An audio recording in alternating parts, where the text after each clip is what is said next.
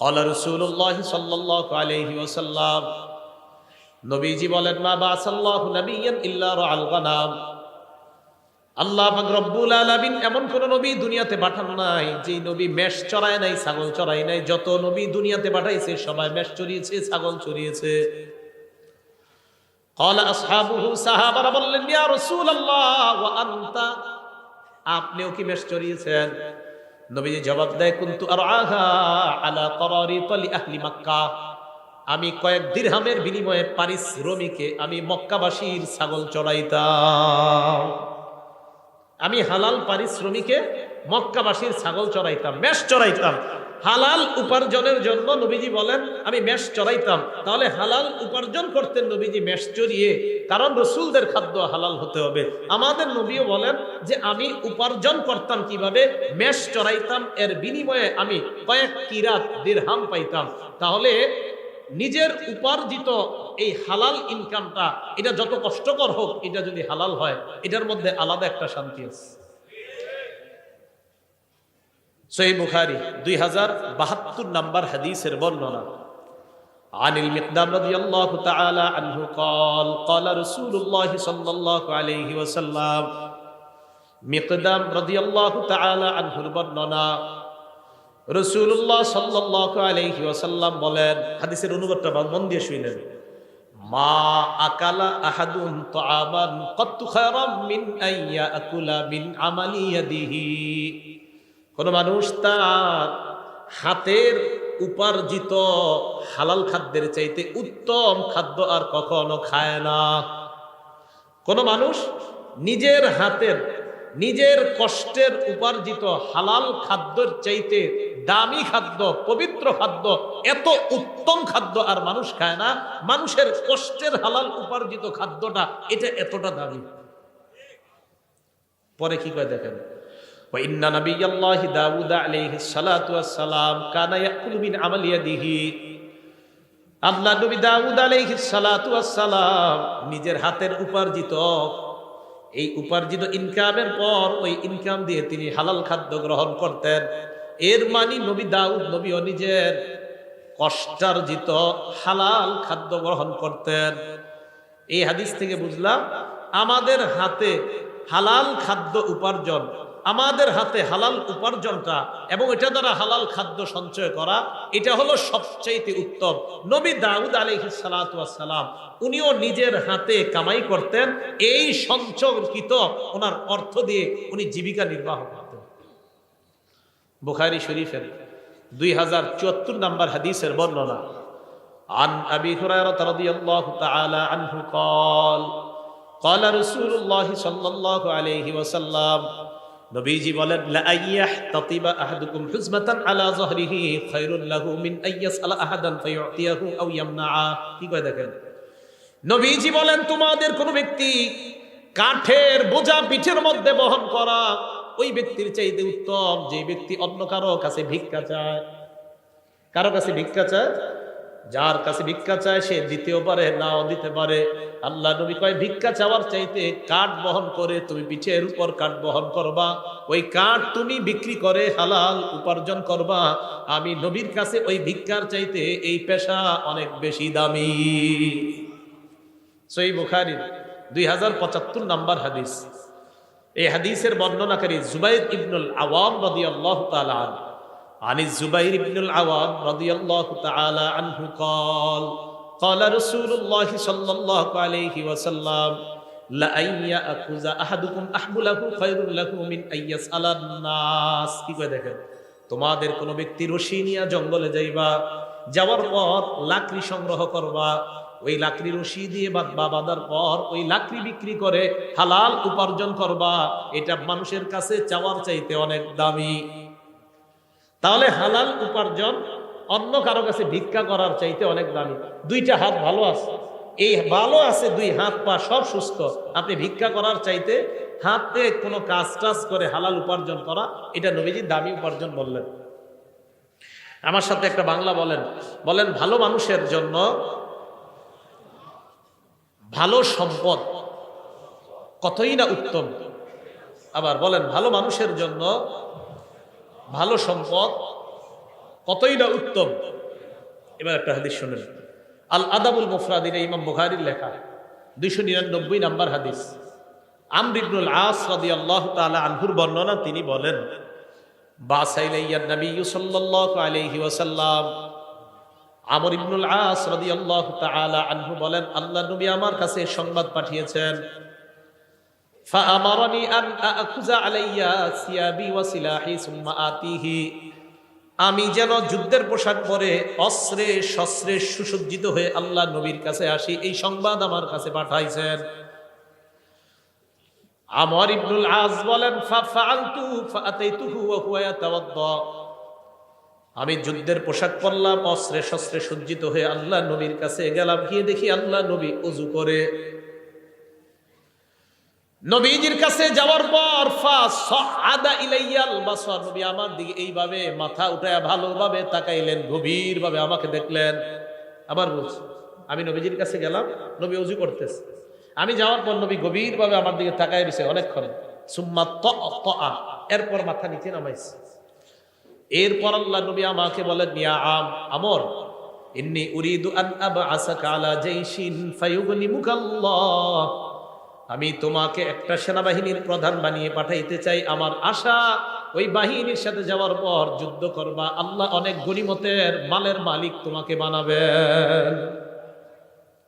আমর ইবনুল আস এটা যখন শুনলেন, নবী বললেন, ওয়া ইন্নী আরগাবু লাকা মিনাল মালি সালিহা, আমার আশা তোমার যেন কিছু ভালো সম্পদ অর্জন হয়, এটা আমার আশা। আবার বুঝবেন, নবীজি বললেন, আমর, আমার আশা তোমার যেন কিছু ভালো মাল হয়, সম্পদ হয়, এটা আমার আশা, তাই তোমাকে আমি যুদ্ধে পাঠাইতেছি, এবং আমার আশা এই যুদ্ধে আল্লাহ তোমাকে অনেক নিয়ামত দান করবেন। আমর ইবনুল আস বললেন, ইয়া রাসূলুল্লাহ, মা আসলামতু রাগবাতান ফিল মাল, হুজুর আমি তো সম্পদ অর্জন করার জন্য ইসলাম গ্রহণ করি নাই। সুবহানাল্লাহ। ইন্নামা আসলামতু রাগবাতান ফিল ইসলাম, আমি ইসলাম গ্রহণ করেছি ইসলামের আকর্ষণে। ফাকুনু মা রাসূলিল্লাহি সাল্লাল্লাহু আলাইহি ওয়াসাল্লাম, আমার আশা আমি ইসলাম গ্রহণ করার পর আল্লাহ নবীর সাথে থাকতে পারবো, এই আশায় আমি মুসলমান হইলাম। নবীজি বললেন, আমর, নি'মাল মালুস সালিহু লিল মারইস সালিহি, ভালো মানুষের জন্য ভালো সম্পদ কতই না উত্তম। সুবহানাল্লাহ। তুমি একজন ভালো মানুষ, তোমার জন্য ভালো সম্পদ হওয়া, এই ভালো মানুষের জন্য ভালো সম্পদ হওয়া কতই না উত্তম। তাহলে এটা আমার কথা না, এটা নবীজির কথা। ভালো মানুষের জন্য ভালো সম্পদ, এটা কতই না উত্তম। তুমি একটা ভালো মানুষ, তোমার জন্য ভালো সম্পদ হওয়া, এটা অনেক উত্তম, এটা অনেক নেয়ামতের। তাই আমি চাই কিছু হালাল সম্পদ, কিছু হালাল মাল তোমার হয়ে যাক। ভালো মানুষের হালাল মাল হওয়া এটা দোষণীয় না, বরং ভালো মানুষের ভালো সম্পদ হওয়া এটা কতই না উত্তম, এটা আল্লাহর পক্ষ থেকে তার জন্য নেয়ামত। আল্লাহ আমাদের সকলকে হালাল উপার্জন করার তৌফিক দান করেন। এবার আসেন হালাল হারামের ব্যাপারে কিছু কথা। হালাল উপার্জন বা হালাল খাদ্য খাওয়ার জন্য আল্লাহ আদেশ করেছেন। কে আদেশ করেছেন? এটা সব মানুষদেরকে আদেশ করেছেন। সূরা বাকারা 168 নম্বর আয়াতে আল্লাহ বলেন, ইয়া আইয়ুহান নাস কুলু মিম্মা ফিল আরদি হালালান তাইয়্যিবা, হে মানুষ, পৃথিবীর মধ্যে যা হালাল পবিত্রতা তোমরা খাও। এই আয়াত নাযিল হওয়ার পর সাদ ইবনে আবি ওয়াক্কাস রাদিয়াল্লাহু তাআলা আনহু আল্লাহ নবীকে বললেন, উদউল্লাহ লি আইয়াজআলানি মুস্তাজাবাদ দাওয়া, ইয়া রাসূলুল্লাহ, আল্লাহর কাছে দোয়া করেন আল্লাহ যেন আমাকে মুস্তাজাবুদ দাওয়া বানায়া দেয়। বলেন মুস্তাজাবুদ দাওয়া, বলেন। মুস্তাজাবুদ দাওয়া মানে দোয়া করার সাথে সাথেই কবুল হয়ে যাবে। নবীজিকে বললাম, হুজুর আপনি আমার জন্য দোয়া করেন যেন আমি দোয়া করার সাথে সাথেই আমার দোয়া কবুল হয়ে যায়, আল্লাহ যেন আমারে এমন বানায় দেয়। তো এদেরকে বলা হয় মুস্তাজাবুদ দাওয়া। বলেন কি বলা হয়? নবীজি বললেন, ইয়া সাআদ আতিব মাতআমাক তাকুন মুস্তাজাবাদ দাওয়া, সাআদ হালালটা পবিত্র করো, সাআদ খাবারটা পবিত্র করো, সাআদ খাবারটা পবিত্র করো, সাআদ হালাল খাদ্য খাও, তাকুন মুস্তাজাবাদ দাওয়া, পেটে হালাল লুকাও, তুমি মুস্তাজাবুদ দাওয়া হয়ে যাবা। পেটে যদি হালাল খাবার যায়, আল্লাহর কাছে যা বলবা আল্লাহ তাই কবুল করবেন। হালাল খাও, হালাল খাও, মুস্তাজাবুদ দাওয়া হয়ে যাবে। তাহলে বলেন দোয়া কবুলের জন্য শর্ত কি? খাওয়া হালাল, ভিতরে হালাল, হালাল ঢুকাইতে হয়। সূরা নাহল 114 নম্বর আয়াত আল্লাহ বলেন, ফাকুলু মিম্মা রাযাকাকুমুল্লাহু হালালান তাইয়্যিবা। আল্লাহ যে রিজিক তোমাদেরকে দিয়েছেন তা থেকে পবিত্র হালাল যে রিজিক তা তোমরা গ্রহণ করো। ওয়াশকুরু নি'মাতাল্লাহ, এবং আল্লাহর নিয়ামতের শুকরিয়া আদায় করো। বলেন আমার সাথে, হালাল খাবো, বলেন আর আলহামদুলিল্লাহ বলবেন। হালাল খাবো, শুকরিয়া আদায় করবেন। তো আল্লাহ বলেন তোমরা হালাল খাও আর শুকরিয়া আদায় করো, হালাল খাও, শুকরিয়া আদায় করো। আর হালাল খেয়ে যত শুকরিয়া আদায় করবেন তত আপনার নেয়ামত আল্লাহ পাক রব্বুল আলামিন বাড়িয়ে দিবেন। হালাল খাদ্যের জন্য আল্লাহর কাছে দোয়া করবেন। তিরমিজি শরীফের 2361 নম্বর হাদিসের বর্ণনা, ক্বালা রাসূলুল্লাহ সাল্লাল্লাহু আলাইহি ওয়াসাল্লাম, নবীজি বলেন, আল্লাহুম্মা জাআল রিজকা আলি মুহাম্মাদিন কুতা। নবীজি আল্লাহর কাছে দোয়া করতেন, আল্লাহ মুহাম্মদ সাল্লাল্লাহু আলাইহি ওয়াসাল্লামের পরিবারের জন্য জীবন ধারণের উপযোগী হালাল খাদ্যের ব্যবস্থা করে দেন। সুখী মানুষের তিনটা অবস্থা নবী বলছেন। একজন মানুষের মাঝে 3 গুণ পাওয়া গেলেই সে সুখী। বলেন কয় গুণ? 3টা গুণ যদি আগামীকাল সকালে আপনার মাঝে পাওয়া যায় তাহলে বুঝবেন আগামীকাল আপনি সুখী। কয় গুণ? হ্যাঁ, কালকে পাওয়া গেলে কালকেই সুখী। দলিল তিরমিজি শরীফের 2346 নম্বর হাদিসের বর্ণনা, 2346।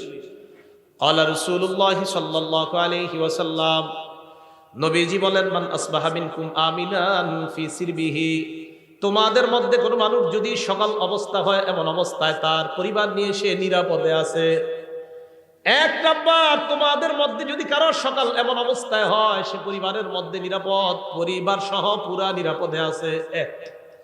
2 নাম্বার, মুআফান ফি জাসাদিহি, শরীরটা সুস্থ আছে।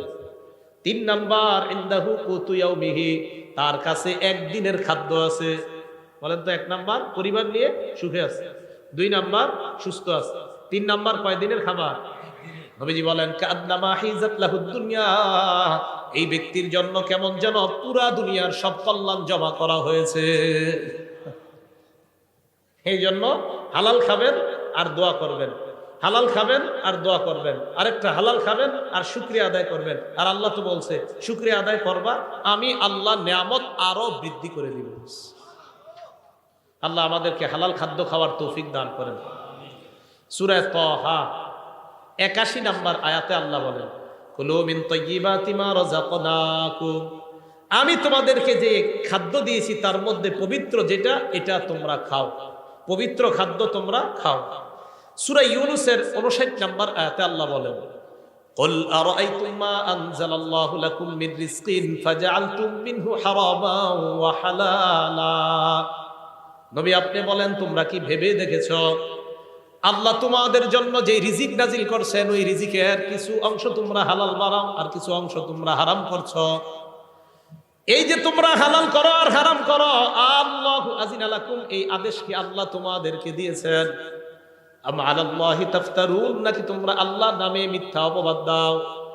এই আদেশ কি আল্লাহ তোমাদেরকে করেছেন কিছু হালাল কিছু হারাম করার জন্য, নাকি আল্লাহর নামে তোমরা মিথ্যা অপবাদ দাও? আমাদের সকলকে আমরা যেন হালালকে হালাল হিসাবে গ্রহণ করি, হারামকে হারাম হিসাবে গ্রহণ করতে পারি, আল্লাহ তৌফিক দান করেন। সহিহ বুখারী 2059 নম্বর হাদিসের বর্ণনা। এই হাদিসটা আমাদের বর্তমান যুগের সাথে আমরা মিলাই দেখেন কি বলে নবীজি। আল্লাহুম্মা লাকাল হামদু ওয়া শুকর। عن أبي هريرة رضي الله تعالى عنه قال قال رسول الله صلى الله عليه وسلم, আবু হুরায়রা রাদিয়াল্লাহু তাআলা আনহুর বর্ণনা, নবীজি সাল্লাল্লাহু আলাইহি ওয়াসাল্লাম বলেন, ইয়াতি আলান নাসি জামান, মানুষের উপর এমন একটা সময় আসবে, লা ইউবালিল মারউ মা আখাযা মিনহু, মানুষ যাচাই বাছাই করবে না কোত্থেকে সে উপার্জন করে, আমিনাল হালালি আমিনাল হারাম।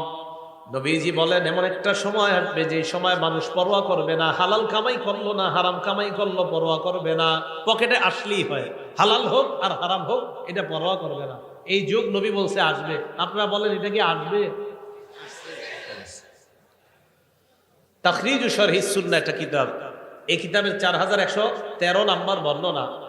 আন আব্দুল্লাহ ইবনে মাসউদ রাদিয়াল্লাহু তাআলা আনহু قال আব্দুল্লাহ ইবনে মাসউদ রাদিয়াল্লাহু তাআলা আনহুর বর্ণনা, তিনি বলেন, ইয়া আইয়ুহান নাস ইত্তাকুল্লাহ, হে মানুষ তোমরা আল্লাহকে ভয় করো, রিজিক অন্বেষণে তোমরা মধ্যপন্থা অবলম্বন করো।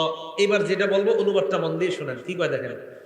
লা ইয়াহমিলান্নাকুম ইস্তিবতাউর রিজকি আন তাতলুবুহু বিমাআসিল্লাহ। হালাল পথে রিজিক তালাশ করতে গিয়ে রিজিক আসতে যদি বিলম্ব হয়, আবার বলছি, হালাল পথে রিজিক তালাশ করতে গিয়ে প্রচুর রিজিক আসতে যদি বিলম্ব হয়, রিজিক তালাশ করতেছেন, রিজিক আপনার কাছে আস্তে আস্তে আসতেছে, তো রিজিক তালাশ করতে গিয়ে রিজিক যদি আসতে বিলম্ব হয়, আব্দুল্লাহ ইবনে মাসউদ বলেন, এই রিজিক আসতে বিলম্ব হইলে তোমরা তাড়াতাড়ি রিজিক উপার্জনের জন্য কোন নাফরমানির পথ বাইছে নিবা না। আবার দেখেন কি কয়, লা ইয়াহমিলান্নাকুম ইস্তিবতাউর রিজকি, হালাল পথে রিজিক আসার বিলম্ব হওয়াটা, কি কয় দেখেন, হালাল পথে রিজিক আসার বিলম্ব হওয়াটা লা ইয়াহমিলান্নাকুম, তোমাদেরকে যেন উদ্বুদ্ধ না করে, আন তাতলুবুহু বিমাআসিল্লাহ, হালাল পথে রিজিক আসা বিলম্ব হওয়াটা তোমাদেরকে যেন হারাম পথে দ্রুত রিজিক কামায়ের প্রতি উদ্বুদ্ধ না করে। দোস্তে বলবে, কি রে কি করস, টাকা পয়সা নাই এত, আর বলিস না, ক্ষেত খামার করি কোনো মতে আসে আর কি। আরে আমি কিছু সিস্টেম শিখে আস, নিয়ে গেছে বাজারে, বাজারে গিয়ে কিছু কিছু সিস্টেম শিখাই দিছে যে এই সিস্টেমে তাড়াতাড়ি ধনী হওয়া যায়। ওলামায়ে কেরামের কাছে জিজ্ঞাসা করছে, হুজুর আমাকে এরকম সিস্টেম দিছে, আলেমরা বলছে এটা তো হারাম সিস্টেম, এটা তো সুদি সিস্টেম। কয় না, এখানে তো ইসলামের নামাজ। কিসের নামাজ? কয় এবং ওই অফিসের মধ্যে তো এটাও লেখা, পিছনে সূরা বাকারা 275 নম্বর আয়াতও লেখা আছে, আহাল্লাল্লাহুল বাই'a ওয়া হাররামার রিবা, আল্লাহ ব্যবসা হালাল করেছেন, সুদকে হারাম করেছেন। এটা তো পিছনেও লেখা আছে, এরপরে ওই অফিস কিভাবে হারাম কাজ করে? ইসলামের লেভেল, কোরআনের আয়াত আর হাদিস পিছনে লাগায়া সুদের কারবার যদি কেউ করে, এটা কিয়ামত পর্যন্ত হালাল হবে না, হারাম, এটা হারামই থাকবে। তাহলে লেভেল লাগাইলে হারাম হালাল হয়ে যায় না। কি কথা বুঝে আসছে? আচ্ছা, তিরমিজি শরীফের 2376 নম্বর হাদিসের বর্ণনা, হাদিসটা মন দিয়ে শুনেন। দুটি ক্ষুধার্ত নেকড়ে বাঘ একটি বকরির পালের মধ্যে পাঠায়া দিয়েছেন, অনেকগুলা বকরির পালের মধ্যে দুটি ক্ষুধার্ত বাঘ পাঠায়া দিয়েছেন। বকরি থাকবে না সব শেষ হবে? ক্বালা রাসূলুল্লাহ সাল্লাল্লাহু আলাইহি ওয়াসাল্লাম, নবীজি বলেন, মা জিবান জাইআন উরসিলা ফি গানামিন বিআফসাদালাহা মিন হিরসিল মারই আলাল মালি ওয়াশ-শারাফি লিদীনিহি। নবীজি বলেন, ক্ষুধার্ত দুইটা বাঘ বকরির পালের মধ্যে পাঠানোর পর এই ক্ষুধার্ত বাঘ বকরিগুলোর জন্য যতটা ক্ষতিকারক, এর চাইতে কোনো মানুষ সম্পদের লোভ আর মর্যাদার লোভ যদি করে, ওই মানুষের জন্য তার দিনের জন্য এর চাইতে বেশি ক্ষতিকারক। আবার বলছি, সম্পদের লোভ, মর্যাদার লোভ, দুইটা ক্ষুধার্ত নেকড়ে বাঘ বকরির পালের জন্য যতটা না ক্ষতিকারক, নবীজি বলেন সম্পদের লোভ আর মর্যাদার লোভ একটা মানুষের ধর্মের জন্য এর চাইতে বেশি ক্ষতিকারক। কেন? যে আমার সম্পদ দরকার, কি আমার 10 কোটি টাকা লাগবে, এটা হালাল পথে হোক আর হারাম পথে হোক সমস্যা নাই, লাগবে 10 কোটি। বলেন এটা কি তার ধর্ম ঠিক থাকলো না ক্ষতি হয়ে গেল? আবার মর্যাদা, ওই চেয়ারে আমাকে বসতে হবে, কিভাবে বসবো আমি জানি না, বসতেই হবে। বলেন এখন যদি অনৈতিক কোনো পথ বেছে নেয়, এটা কি তার মর্যাদা, তার ধর্মের জন্য এটা কি ঠিক থাকলো না ক্ষতিকারক হয়ে গেল? তাহলে মর্যাদা এবং সম্পদের লোভ, এই দুই লোভ মানুষের ধর্মের জন্য এতটা ক্ষতিকারক, যতটা না ক্ষতিকারক ক্ষুধার্ত নেকড়ে বাঘ বকরির জন্য এর চাইতে বেশি ক্ষতিকারক মানুষ সম্পদের লোভ অনৈতিক পন্থায় করা, আর মর্যাদার লোভ অনৈতিক পন্থায় করলে তার চাইতে বেশি ক্ষতিকারক হয়। তিরমিজি শরীফ 2416 নম্বর হাদিসের বর্ণনা। ক্বালা রাসূলুল্লাহ সাল্লাল্লাহু আলাইহি ওয়াসাল্লাম, নবীজি বলেন, লা তাজুলু কদামা ইবনি আদম হাত্তা ইউসআলা আন খামস, বনি আদমের দুই পা নড়বে না কিয়ামতের ময়দানে 5 প্রশ্ন করার আগ পর্যন্ত। বলেন কয় প্রশ্ন? 1 নাম্বার আন উমরিহি ফিমা আফনা, জীবন কোন কাজে কাটাইছেন। 2 নাম্বার আন শাবাবিহি ফিমা আবলা, যৌবন কোথায় নষ্ট করছেন। রাত 12টার পর দরজা লাগিয়ে মোবাইলটা সামনে নিয়ে যৌবন কি নষ্ট করেছেন কিনা, কিয়ামতের মাঠে এটার হিসাব দিতে হবে। 3 নাম্বার ওয়ান মালিহি মিন আইনা ইকতাসাবা, এটা বুঝেন, সম্পদ কোন পথে কামাই করেছেন, হালাল পথে কিনা। 4 নাম্বার ওয়াফিমা আনফাকা, কোথায় ব্যয় করেছেন, হালাল পথে কিনা, এই জায়গাটা একটু বুঝতে হবে। 3 নাম্বার সম্পদ হালাল পথে কামাই করেছেন কিনা। 4 নাম্বার হালাল পথে ব্যয় করেছেন কিনা। অনেকে মাশাআল্লাহ সম্পদ হালাল পথেই কামাই করে, করার পর এটা দিয়ে 58 ইঞ্চি একটা টেলিভিশন কিনে, তাহলে হালালটা লাগলো কোথায়? হারামে। তাহলে হালাল পন্থায় টাকা কামাইলেন আপনি, কামাই করার পর আপনি এবার এই হালাল টাকা দিয়া বিশাল বড় একটা স্ক্রিনের ব্যবস্থা করলেন সিনেমা দেখার জন্য, তাহলে টাকা কোথায় লাগাইলেন? এটার জবাব দিতে করতে হবে। তো 3 নাম্বার হালাল পথে কামাইছেন কিনা, 4 নাম্বার হালাল পথে ব্যয় করেছেন কিনা, 5 নাম্বার ওয়ান ইলমিহি ফিমা বিমা যা আমিলা ফিমা আলিমা, আপনি যা জানলেন সেই অনুযায়ী আমল করেছেন কিনা, এটা কিয়ামতের মাঠে জিজ্ঞাসা করা হবে। এই জায়গাটা একটু বুঝেন। একটু আগে আমি হালাল হারামের ওয়াজ করছি না, জোরে বলেন। সুদ কি? হালাল পন্থায় টাকা কামাই করে হারাম পথে ব্যয় করা, এটা কি জায়েজ না নাজায়েজ? এই যে আমার থেকে বিষয়টা জানলেন, একটা বিদ্যা জানলেন কিনা, জানার পরে যদি আপনি ঠিকমতো আমল না করেন কিয়ামতের মাঠে এটা জবাবদিহিতা করতে হবে। 5 নাম্বার প্রশ্ন, তুমি যা জানলা ওই জানা অনুযায়ী আমল করছো কিনা। এই যে এতক্ষণ পর্যন্ত আপনি জানলেন হালাল কোনটা হারাম কোনটা, এখন আমার থেকে যে জানলেন তার মানে একটা বিদ্যা জেনে ফেললেন, এই বিদ্যা অনুযায়ী সঠিকভাবে আমল করছেন কিনা এটা কিয়ামতের মাঠে আপনাকে জিজ্ঞাসিত হতে হবে। সুদ কি জানছেন নি? জোরে বলেন, সুদ কি? এটা কি জানছেন? তো খবর আছে। আল্লাহ বুঝার তৌফিক দান করেন। এখন আপনি সঠিক পথে চলার জন্য কি দরকার? আপনি যার সাথে চলাফেরা করবেন এই মানুষটা ভালো হতে হবে। বুঝেন নাকি? যার সাথে চলবেন তিনি কি হতে হবে? তিরমিজি শরীফ 1378 নাম্বার হাদিস, ক্বালা রাসূলুল্লাহ সাল্লাল্লাহু আলাইহি ওয়াসাল্লাম, নবীজি বলেন, আর রাজুলু আলা দীনি খালিলিহি ফালয়ানজুর আহাদুকুম মাইয়ু খালিল। নবীজি বলেন, মানুষ তার বন্ধুর রীতিনীতির অনুসারী হয়। তোমাদের প্রত্যেকে যেন চিন্তা করে কাকে বন্ধু বানাও। সুদখোরকে যদি বন্ধু বানান আপনারও এটা সুদখোর বানাবে। বন্ধু কারে বানাইতেছেন এটা আপনি বুঝে শুনে বানাইতে হবে।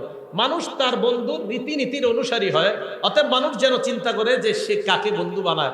আল্লাহ আমাদের জীবনে একজন প্রকৃত বন্ধু আল্লাহ আমাদেরকে ব্যবস্থা করে দেন। সহিহ বুখারীর একটা বর্ণনা শুনেন, 3842 নাম্বার হাদিসের বর্ণনা। আবু বকর সিদ্দিক রাদিয়াল্লাহু তাআলা আনহুর এক আশ্চর্য ঘটনা।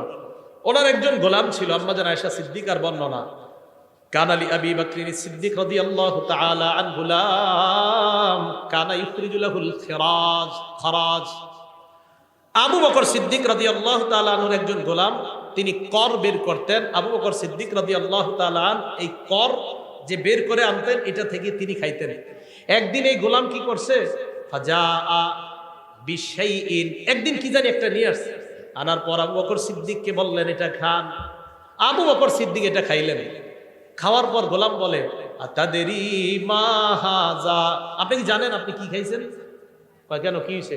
কয় কুনতু তাকাখানতু ফিল জাহিলিয়া, আমি জাহিলি যুগে গণনা করতাম, ভাগ্য গণনা করতাম। কি গণনা করতাম? ভাগ্য। কয় মা উহসিনুল কাহানা ইল্লা আন্নী খাদাতুহু, আমি ভাগ্য গণনা কিছুই জানতাম না, হুদাই মানুষের ধোঁকা দিতাম। আমাদের দেশেও বিভিন্ন ওভারব্রিজের নিচে বিভিন্ন জায়গায় জায়গায় ভাগ্য গণনা করা হয়। হয়তো 100 জনের মধ্যে একজনকে একটা কইছে, এটা কোনো মতে লেগে গেছে, ওই একজন গিয়ে আরো 10,000 রে বোকা বানায় এখানে নিয়ে আসে। এগুলা মিথ্যা কথা। এদের কাছে যারা যাবে তাদের ইমানের মধ্যে খতরা এসে যাবে। ভাগ্য গণনা এগুলো বিশ্বাস করবেন না। তো উনি বলেন, আমি মানুষের ধোঁকা দিতাম, হুদায় আমি ভাগ্য গণনা করতে পারতাম না। তো কি হয়েছে? আমি যার ভাগ্য গণনা করছি জাহিলি যুগে এরকম একজনের সাথে আমার দেখা হয়ে গেছে আজকে, উনি আমাকে এইগুলা দিছে, আমি আপনারে নিয়ে আসলাম আপনার কাছে, ওই ভাগ্য গণনার যে পারিশ্রমিক এই পারিশ্রমিক আপনার কাছে আনছি, এটাই আপনি খাইছেন। আবু বকর সিদ্দিক কয় সর্বনাশ। ফাআদখালা ইয়াদাহু, মুখে হাত ঢুকাইছে। ফাকাআ কুল্লা শাইইন ফি বাতনিহি, পেটে যা ছিল মুখে হাত ঢুকায়া সব বমি করে ফেলায় দিছে। সব বমি করে কি করছে? ফালায়া দিছে। তাহলে কি বোঝা গেল? হারাম ওনার পেটে ঢুকবে আবু বকর সিদ্দিক রাদিয়াল্লাহু তাআলা আনহু, এটা উনি সহ্য করলেন না, এটা উনি বরদাস্ত করলেন না। এই জন্য আমার আপনার চ্যালেঞ্জিং হলো হালাল গ্রহণ করা, হারাম থেকে বেঁচে থাকা। বলেন কি গ্রহণ করা? হালাল গ্রহণ করা, হারাম থেকে বেঁচে থাকা। তাহলে আমরা হারাম থেকে বেঁচে থাকবো তো ইনশাআল্লাহ, হালাল খাদ্য গ্রহণ করবো তো ইনশাআল্লাহ। আজকে থেকে আমরা সুদী ভয়ঙ্কর, বর্তমানের সবচেয়ে ভয়ঙ্কর একটা অপরাধের নাম হলো হারাম খাওয়া। এই হারাম খাওয়ার মধ্যে একটা হারাম হলো সুদ খাওয়া। বলেন কি খাওয়া? আল আদাবুল মুফরাদের ৮ নম্বর হাদিস, একজন ব্যক্তি, বিখ্যাত ব্যক্তি তাবি, তার নাম কয়সালা ইবনে মাইয়াস। মনে থাকবেন, আমরা কয়সালা একটু মনে রাখলে চলবে, ইবনে মাইয়াস আর মনে রাখা দরকার নাই। কয়সালা ইবনে মাইয়াস তিনি বলেন, কুনতু মান নাজদাত, আমি যুদ্ধ বিগ্রহে থাকতাম। ওয়াকাদ আসাবতু যুনুবান লা আরাহা ইল্লা বিনাল কাবাইর, আমি কিছু গুনাহ করছি, এই গুনাহগুলো আমার কাছে কবিরা গুনাহ মনে হয়েছে। ফাযাকারতু যালিকা লিইবনে ওমর, আমি এই গুনাহগুলো আব্দুল্লাহ ইবনে ওমরকে জানাইছি। আব্দুল্লাহ ইবনে ওমর জানার পর বললেন, কি কি গুনাহ করছো বলো। তো আমি বললাম কাজা ওয়া কাজা, ওই গুনাহ। ইবনে ওমর বললেন, লাইসাত হাযিহি মিনাল কাবাইর, তুমি যে গুনাহের কথা বলছো এগুলা কবিরা গুনাহ না। প্রধানত প্রধান কবিরা গুনাহ অনেকগুলা, এর মধ্যে উল্লেখযোগ্য প্রধান কবিরা গুনাহ 9টা। বলেন কয়টা? এটা ইবনে ওমরের বক্তব্য রাদিয়াল্লাহু তাআলা। তিনি বলেন, 1 নাম্বার শিরকু বিল্লাহ, আল্লাহর সাথে শিরিক করা। 2 নাম্বার ওয়াকাতলু নাসামা, নর হত্যা করা, মানুষ হত্যা করা। 3 নাম্বার ওয়াকসফুল মুহসানা, সতী সাদী কোনো নারীর উপর মিথ্যা অপবাদ দেওয়া। 4 নাম্বার ওয়াকলুর রিবা, সুদ খাওয়া। 5 নাম্বার ওয়াকলু মালিল ইয়াতীম, এতিমের সম্পদ অন্যায়ভাবে ভক্ষণ করা। কি করা বলেন তো? এতিমের সম্পদ অন্যায়ভাবে ভক্ষণ করা। 6 নাম্বার ওয়াল ফিরারু মিনাজ জাহফি, জিহাদের ময়দান থেকে পলায়ন করা। 7 নাম্বার ওয়া ইলহাদুন ফিল মসজিদি, মসজিদের মধ্যে ধর্মদ্রোহী কাজ করা। 8 নাম্বার আল্লাযী ইস্তাসখিরু, ধর্ম নিয়ে উপহাস করা। 9 নাম্বার ওয়া বুকাউল ওয়ালিদাইনি মিনাল উকুক, আপনার নাফরমানির কারণে পিতামাতার চোখ দিয়ে পানি আসা, এটাও ভয়ঙ্কর 9 অপরাধের অন্তর্ভুক্ত। আপনি খারাপ আচরণের কারণে পিতা মাতার চোখ দিয়ে পানি আসা। এই 9টার মধ্যে আকলু রিবা, দেখেন সুদ খাওয়া আছে। বলেন সুদ খাওয়া আছে? তাহলে সুদের কথাটা এইখানে আনলেন। সহিহ বুখারী 766 নাম্বার হাদিস, সেখানে রাসূল সাল্লাল্লাহু আলাইহি সাল্লাম বললেন, ইজতানিবুস সাবআল মুবিকাত, 60টি ধ্বংসাত্মক অপরাধ থেকে বাঁচো। এর মধ্যে রাসূল সাল্লাল্লাহু আলাইহি সাল্লাম 4 নম্বরে সিরিয়ালে আকলু রিবা, সুদ খাওয়ার কথা বলেছেন। কি খাওয়া বলেন তো? সুদ খাওয়া। তাহলে সুদ এটা ভয়ঙ্কর অপরাধ, এটা হারাম খাদ্যের মধ্যে একটা ভয়ঙ্কর হারাম হলো সুদ খাওয়া। আল্লাহ আমাদের এই পুরা সমাজকে সুদ মুক্ত একটা সমাজ যেন সবাই মিলেমিশে আমরা সবাই গঠন করতে পারি, আল্লাহ তৌফিক দান করেন।